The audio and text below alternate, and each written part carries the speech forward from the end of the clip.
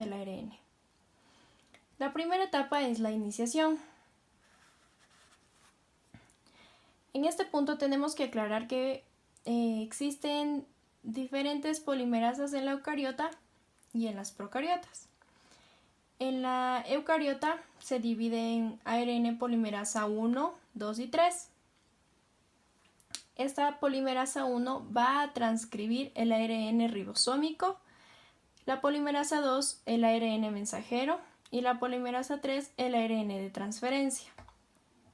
En las procariotas solo se necesita de una ARN polimerasa. Ahora, el ARN polimerasa está constituido de una región beta, beta' y 2 alfa en las eucariotas. En las procariotas se va a unir un sigma.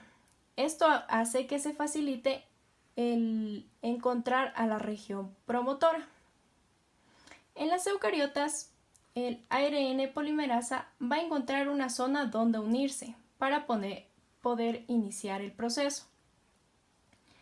Esta región se llama región promotora, donde se va a encontrar el promotor. El promotor basal.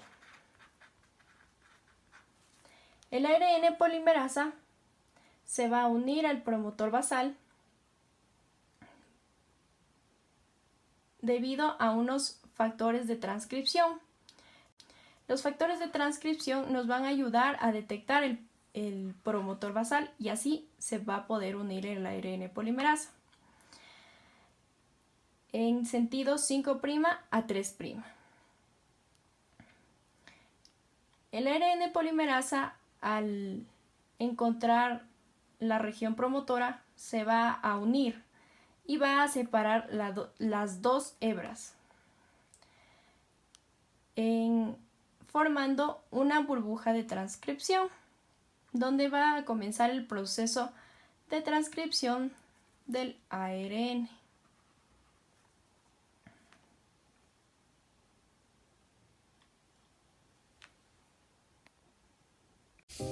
Elongación o alargamiento del RNA. La RNA polimerasa continúa alargando la cadena de RNA mientras avanza por el DNA, desplazando junto con ella la burbuja de transcripción. El complejo de elongación ya está solo formado por el DNA abierto, la RNA polimerasa y el RNA naciente. Las RNA polimerasas poseen una procesividad muy elevada, que las permite sintetizar la cadena completa del RNA una vez, sin separarse de la molde.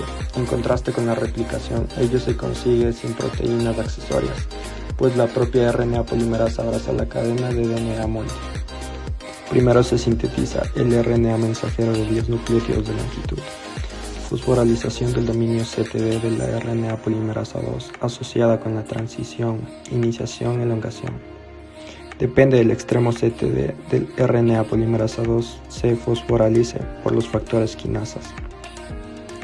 Comienza la elongación del RNA. Crece por el extremo 3'. Tras haberse fosforilado, la RNA polimerasa comienza a desplazarse añadiendo más nucleótidos al extremo 3' de la cadena de RNA.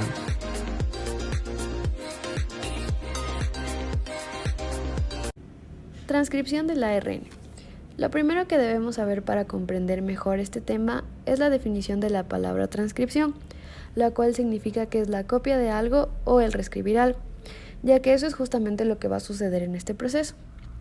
Haciendo un resumen general, podemos decir que la transcripción es cuando la información codificada de un gen de ADN se vuelve a codificar con la misma información, pero esta vez en el ARN mensajero, para que finalmente esta información pase a ser una proteína. Tenemos a la transcripción en el caso de las células eucariotas. Aquí la transcripción se va a dar en el núcleo y empieza cuando el ADN denominado pre-ARNM es procesado para pasar a ser ARN mensajero. Luego va a salir del núcleo para ser traducido finalmente en una proteína. También tenemos a la transcripción en el caso de las bacterias. Aquí la transcripción va a ser mucho más sencilla, ya que el ADN que se va a encontrar flotando en el citosol, y es ahí justamente donde la transcripción se va a llevar a cabo. Este proceso empieza cuando el ADN tiene un gen codificado y a partir de este se va a codificar en el ARN mensajero para poder producir polipéptido y finalmente obtener una proteína. Avanza a la par.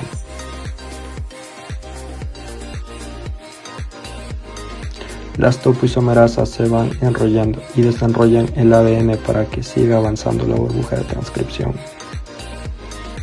Las topoisomerasas deben eliminar tensión desarrollando la doble hélice por delante y enrollándoselo de nuevo por detrás. Elongan la cadena. Continúa el desplazamiento y crecimiento de la cadena de RNA.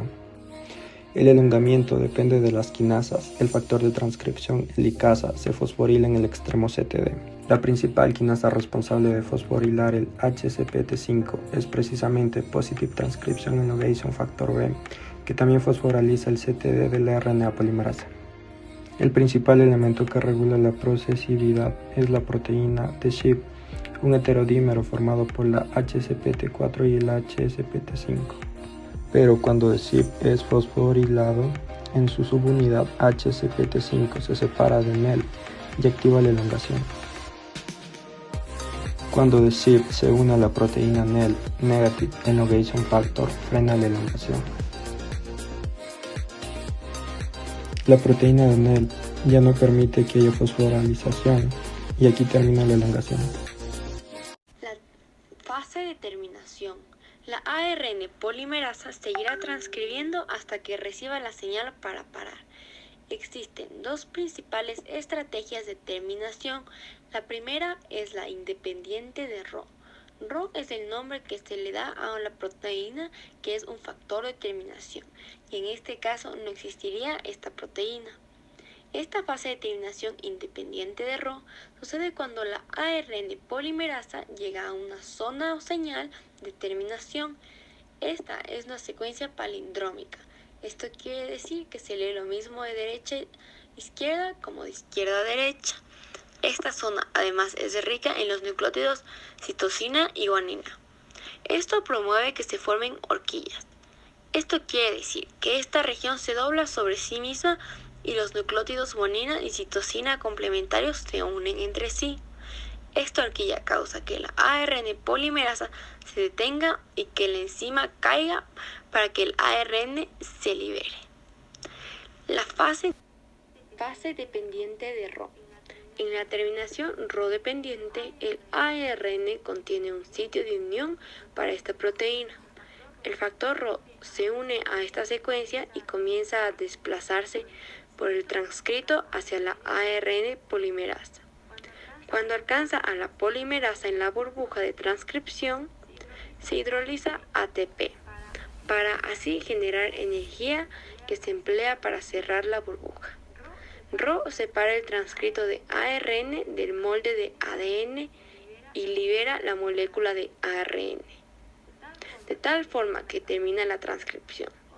Otra secuencia que se encuentra más adelante en el ADN, conocida como el punto de terminación de la transcripción, provoca que el ARN polimerasa haga una pausa y así ayuda a que Rho la alcance.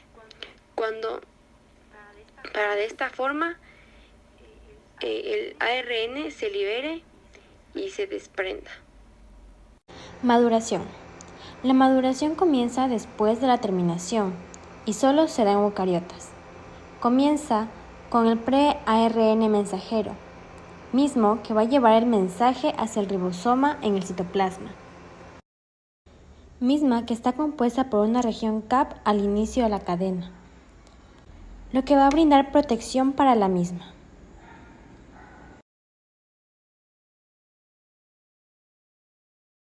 Asimismo, está compuesto por exones, que son la parte codificante de la cadena. Por otro lado, tenemos a los intrones, que van a ser la parte no codificante de la cadena. En el extremo 3' encontraremos a la cola polía, o también llamada región poliadenilada, por la cantidad de adenina que lo conforma. Sus tres funciones principales son la protección en el extremo 3' para evitar que sea eliminada. También interviene en el transporte del ARN mensajero al citoplasma. Y finalmente va a intervenir en la traducción correcta.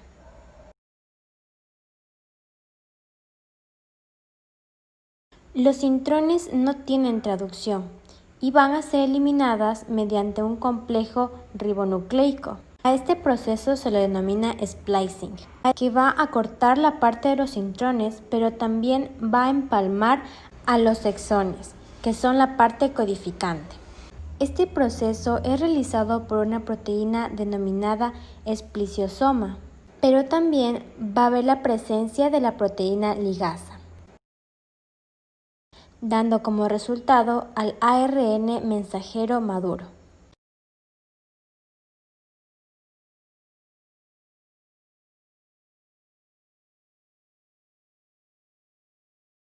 Y así finalmente este ARN mensajero estará preparado para producir la traducción correcta en el ribosoma del citoplasma.